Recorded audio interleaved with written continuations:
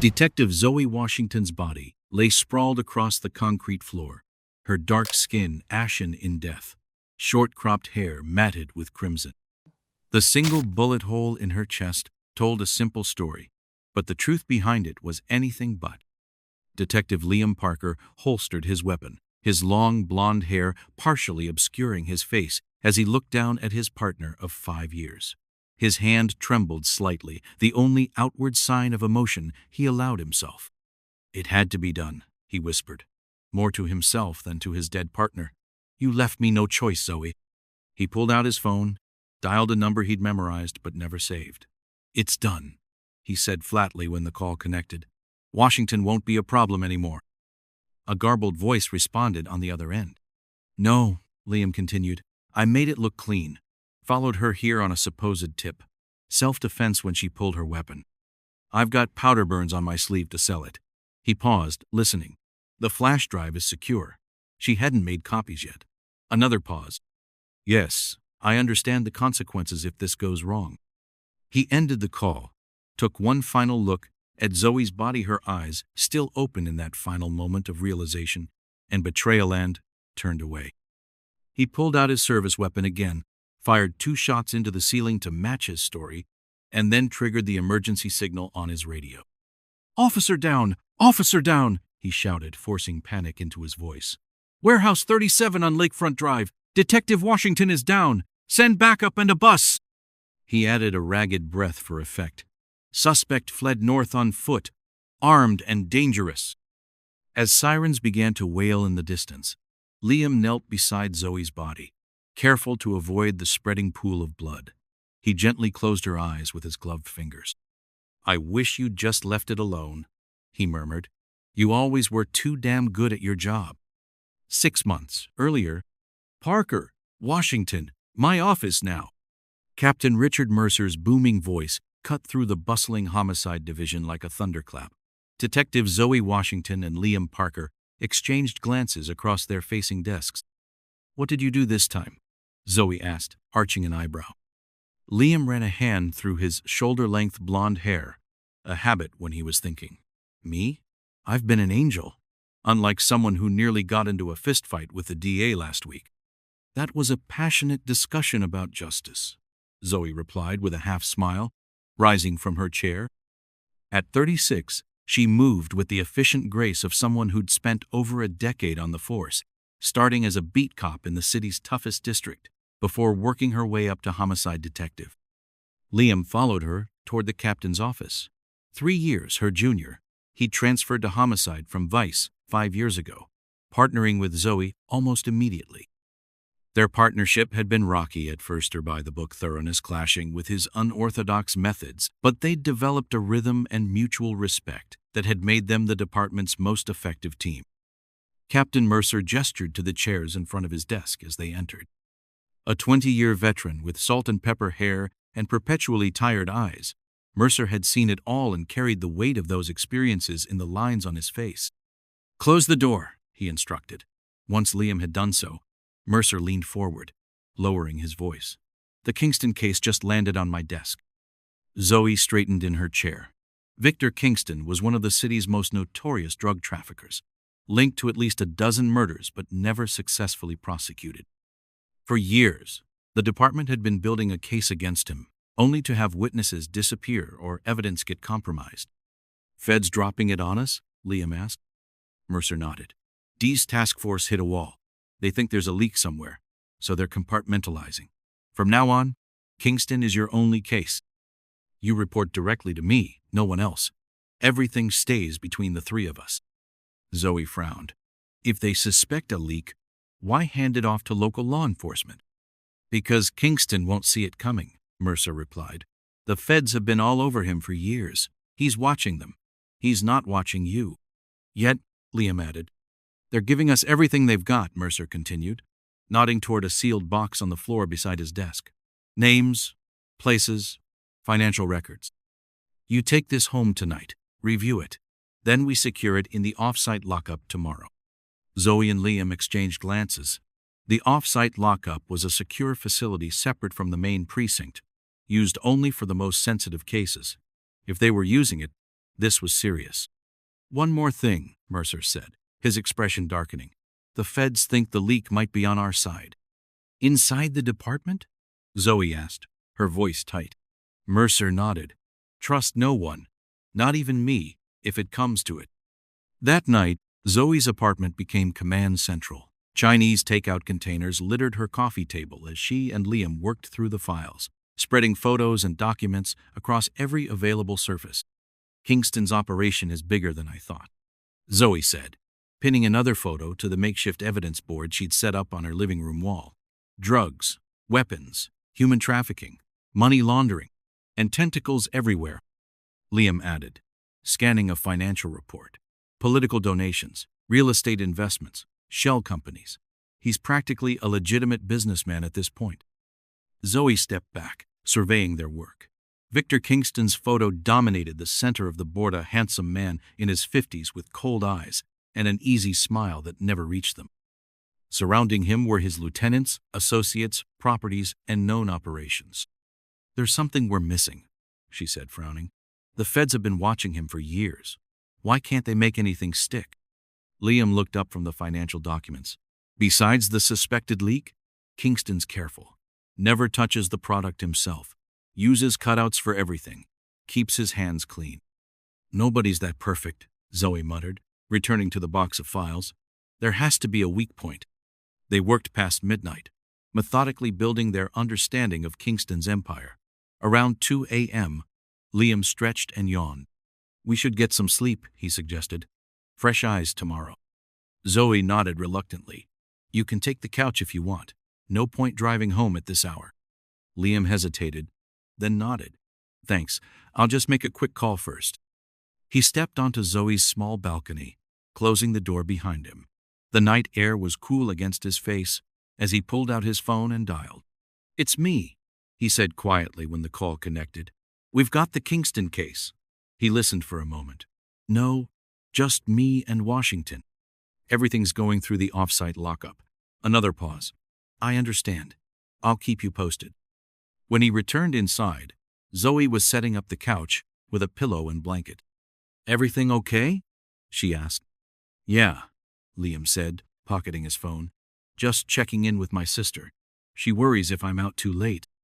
Zoe smiled. "That's sweet. Tell her you're in good hands." "The best," Liam agreed, though something in his eyes didn't match his smile. Over the next few weeks, Zoe and Liam dug deeper into Kingston's operation.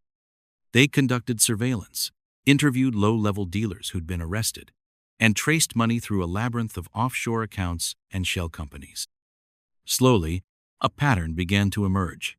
Kingston's operation had expanded dramatically over the past 3 years, coinciding with a series of failed prosecutions and compromised evidence. The suspected leak had been helping him systematically eliminate competition and avoid consequences. "Look at this," Zoe said one afternoon, pointing to a timeline she'd constructed. "Every time the department gets close to Kingston, something happens. Evidence disappears, witnesses recant, judges recuse themselves for mysterious conflicts of interest." Liam studied the timeline. Could be coincidence. 5 times in 3 years? Zoe shook her head. "That's not coincidence, that's conspiracy." "So who's the leak?" Liam asked. "Mercer said the feds suspect someone in our department, but that could be anyone from a clerk to a deputy commissioner." "We need to narrow it down," Zoe said. "Only certain people would have access to all these cases." They compiled a list of possibility officers and officials who had touched multiple Kingston-related cases over the years. The list was disturbingly long. "We can't investigate all these people without tipping our hand," Liam pointed out. Zoe tapped her pen against her notepad thoughtfully. "Maybe we don't have to. What if we feed different information to different people? See which details make it back to Kingston." "A canary trap," Liam nodded. "Could work, but it's risky." "This whole case is risky," Zoe replied. "But it's our best shot at finding the leak and bringing down Kingston." They devised a plan to circulate various pieces of false intelligence through different channels in the department. Each piece was distinct enough that if Kingston reacted to it, they could trace the leak back to its source. "We should tell Mercer," Zoe said, as they finalized the details. Liam hesitated. "What if it's him?" Mercer? Zoe looked skeptical. He's been chasing Kingston for years. Which would make him the perfect mole, Liam argued. No one would suspect him. After some debate, they decided to keep their plan between themselves for now. The next day, they began implementing their canary trap, carefully feeding different bits of misinformation to their colleagues. 3 days later, they got their first hit.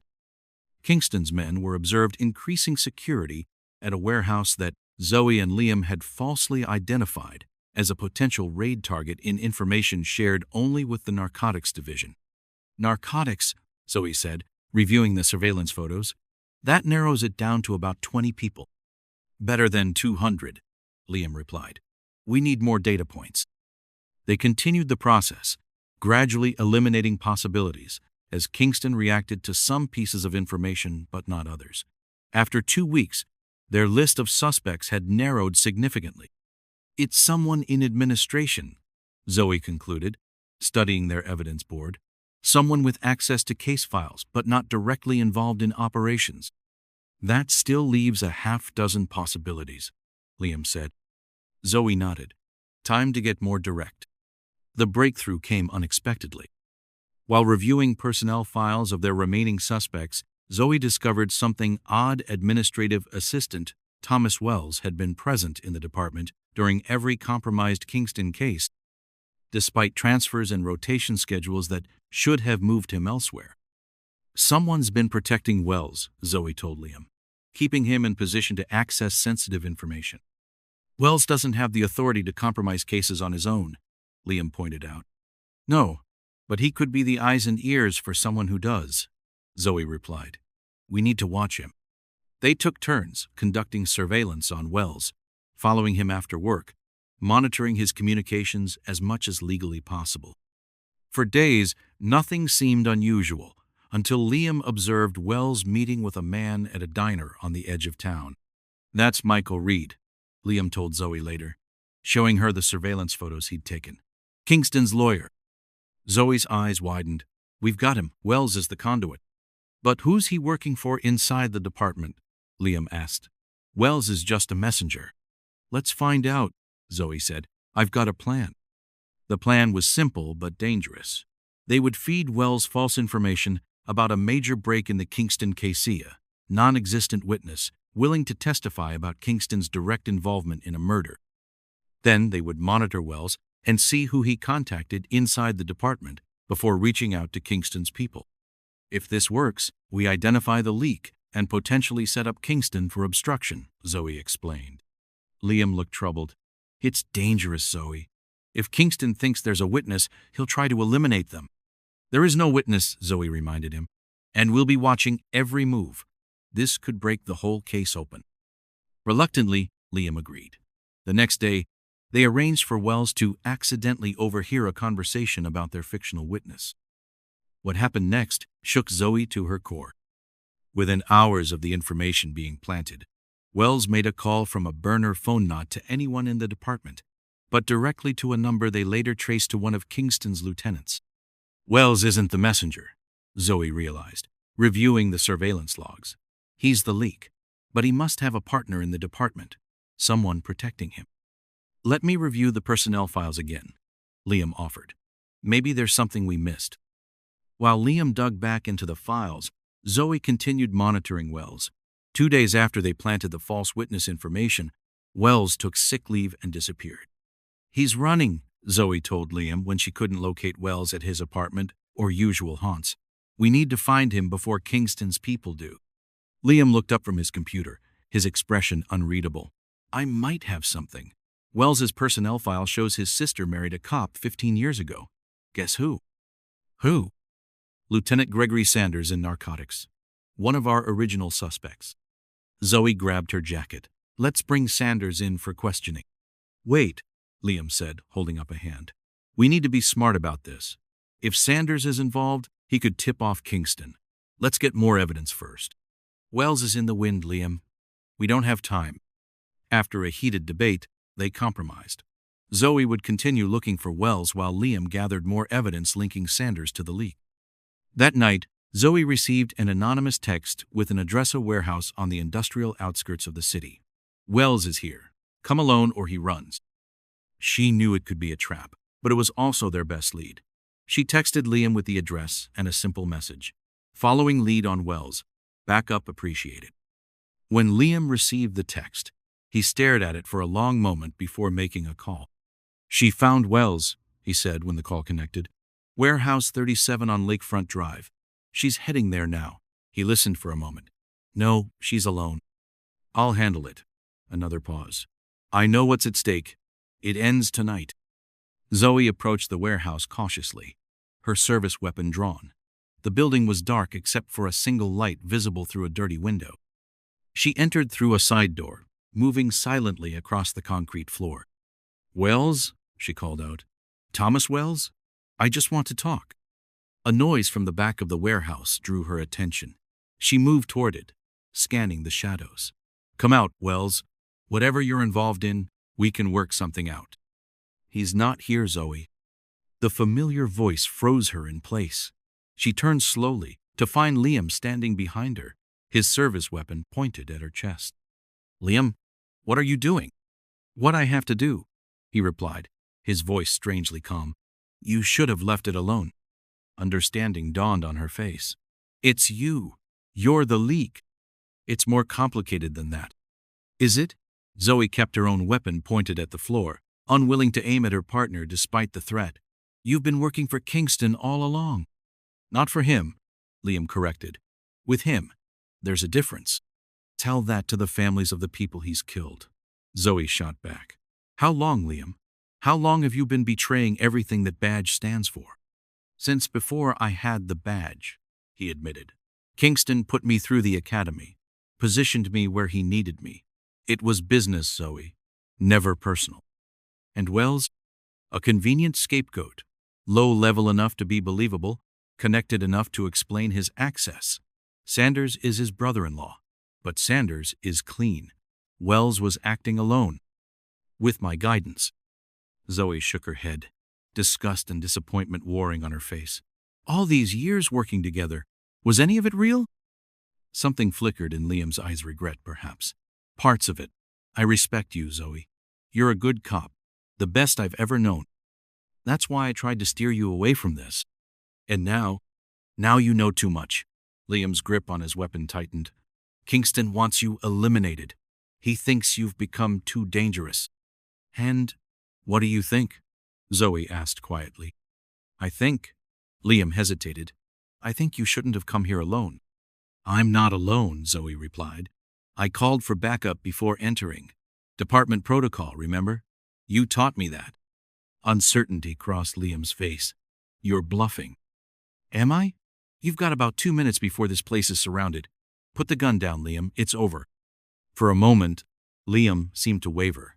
Then his expression hardened. Nice try, but I know you, Zoe. You came alone because you trusted the anonymous tip. Trusted that Wells would be here. Just like you trusted me. He took a step closer. I'm sorry it came to this. For what it's worth, working with you made me question everything. If things were different. They're not different, Zoe said flatly. This is who you are. A traitor. A criminal with a badge. Anger flashed across Liam's face. You don't understand what Kingston has on me. What he could do. Then help me understand, Zoe pleaded. We can fix this, Liam. Together. Like partners should. For a heartbeat, Liam's resolve seemed to crack. Then his phone buzzed in his pocket, a reminder of who controlled him. There's no fixing this, he said quietly. The gunshot echoed through the abandoned warehouse, bouncing off metal walls and concrete floors. Detective Zoe Washington's body jerked backward as the bullet tore through her chest, her dark eyes wide with shock and betrayal. She hadn't seen it coming, not from him, not from her partner of 5 years. 1 month later, Detective Liam Parker stood at Zoe Washington's grave, a solitary figure in the cemetery as evening shadows lengthened. The department had given her a hero's funeral, full honors for an officer killed in the line of duty while pursuing a dangerous suspect. The investigation into her death had been swift and perfunctory, Liam's account of events accepted without question by a department eager to close the case. Thomas Wells's body had been found 2 days after Zoe's death, An apparent suicide with a note confessing to being Kingston's informant. Case closed. The perfect frame. Liam placed a single white rose on Zoe's headstone, his face impassive. "You deserved better," he said softly to the cold marble. Yes, she did. Liam spun around to find Captain Mercer standing a few yards away, hands in the pockets of his overcoat. "Captain, I didn't hear you approach." Mercer moved closer, his eyes fixed on Zoe's grave. "She was the best of us." "Yes, sir," Liam agreed, swallowing hard. "Funny thing about Zoe," Mercer continued conversationally. "She never trusted technology, always kept paper backups of her notes, old school." Liam felt a cold weight settle in his stomach. "Sir?" Mercer reached into his coat and pulled out a manila envelope. "Found these in her apartment, hidden behind a loose brick in her fireplace." He handed the envelope to Liam. "Thought you might want to see them before I do." With numb fingers, Liam opened the envelope. Inside were surveillance photos of him meeting with Kingston, of Wells passing him information, of money changing hands. There were notes in Zoe's handwriting, detailing her growing suspicions about her partner. The final page was a letter addressed to Mercer, to be opened in the event of her death, laying out everything she'd discovered about Liam's betrayal. Liam looked up, expecting to see Mercer's weapon drawn. Instead, the captain was watching him with something like pity. "Why show me this?" Liam asked, his voice barely audible. "Why not just arrest me?" "Because Zoe also wrote this," Mercer said, handing him a second, smaller envelope. Inside was a handwritten note. "If you're reading this, I'm gone. But Liam might still be saved. He's in too deep with Kingston, but I believe there's still good in him. Use him, Richard. Use him to bring down Kingston once and for all. It's what I would have wanted." Liam stared at the note, his vision blurring. "She knew. Before the warehouse, she knew about me." "She suspected," Mercer corrected. "She was waiting for proof before coming to me. Always thorough, our Zoe. What happens now?" Mercer's expression hardened. "Now you have a choice, Detective Parker. You can leave here in handcuffs, face trial for Zoe's murder, and spend the rest of your life in prison. Or you can do what Zoe believed you could do. Help us bring down Kingston from the inside." Liam looked back at Zoe's grave, at the fresh earth that covered his partner, his victim. "Kingston will kill me if he suspects." "Probably," Mercer agreed. "But you're already dead inside, aren't you? Have been since you pulled that trigger." It wasn't a question, and Liam didn't bother answering. They both knew the truth. "I'll need protection," Liam said finally. "For my sister. Kingston's been using her to control me for years." "We'll handle it," Mercer promised. "One way or another, this ends with Kingston behind bars or in the ground. For Zoe." Liam nodded slowly, feeling the weight of his choices past and present pressing down on him like the gathering darkness. "For Zoe." As they walked away from the grave, leaving the single white rose as sentinel, Liam knew there would be no redemption for him, no absolution. The badge he still wore was a mockery of everything Zoe had stood for, everything he had betrayed. But perhaps, in bringing down Kingston, he could give her death meaning. It wouldn't balance the scales, nothing could, but it was all he had left to offer. In the growing twilight, the cemetery emptied of the living, leaving only stone markers and buried secrets. And somewhere in the city, Victor Kingston raised a glass in celebration of another victory, unaware that his most valuable asset was now his greatest vulnerability. The game had changed, but the corruption remained, spreading like a cancer through the city Zoe had died trying to protect. In her final act of faith, she had bet on the humanity of the man who killed her. Whether that faith was misplaced remained to be seen. Justice, it seemed, was a road with many detours but only one destination. For Liam Parker, that road now led straight through hell. It was a journey he had earned, one step and one betrayal at a time. If you like the story, please like and subscribe.